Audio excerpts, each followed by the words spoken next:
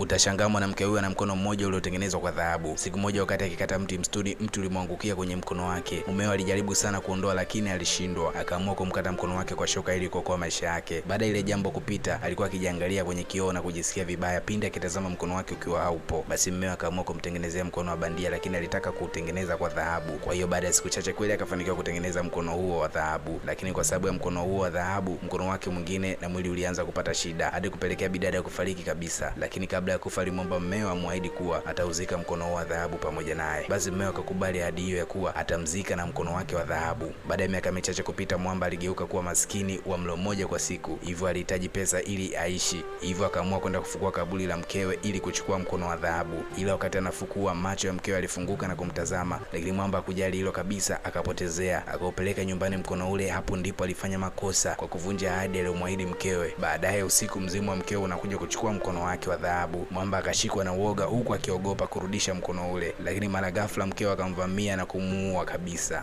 Usiahidi wakati una furaha, bali furahia wakati unatimiza ahadi. Naitwa Kingson, share, like, follow kwa video zaidi. Usisahau kusubscribe.